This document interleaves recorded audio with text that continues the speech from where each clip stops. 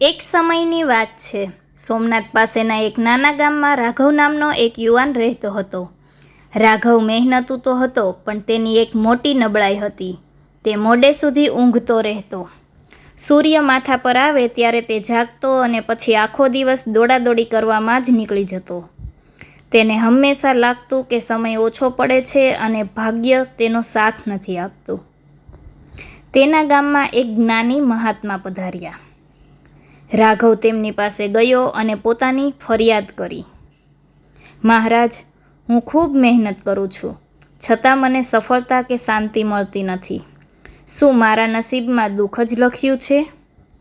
મહારાજ હસ્યા અને બોલ્યા, બેટા, તારું નસીબ તારા દરવાજે રોજ સવારે ટકોરા મારે છે, પણ તું દરવાજો ખોલતો નથી. રાઘવ મૂંઝવણમાં પડ્યો. એ કેવી રીતે? મહારાજે કહ્યું, કાલે તું બ્રહ્મ મુહૂર્તમાં જાગીને મારી પાસે આવજે. હું તને તારા ભાગ્યનો ભંડાર બતાવીશ. બીજા દિવસે રાઘવ માંડ માંડ પોતાની આળસ ખંખેરીને પરોઢિયે 4:30 વાગ્યે જાગી ગયો. ચારેય બાજુ એકદમ શાંતિ હતી. પક્ષીઓનો મીઠો કલરવ હજુ શરૂ થતો હતો અને ઠંડો પવન વહેતો હતો.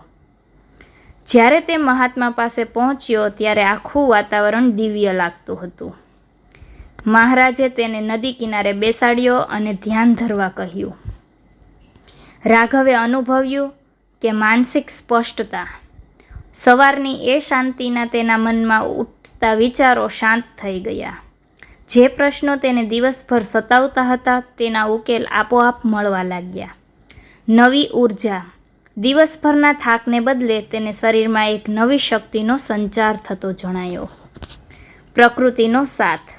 મહારાજે સમજાવ્યું કે બ્રહ્મ મુહૂર્તમાં વાતાવરણમાં શુદ્ધ ઓક્સિજન અને સકારાત્મક તરંગો સૌથી વધુ હોય છે.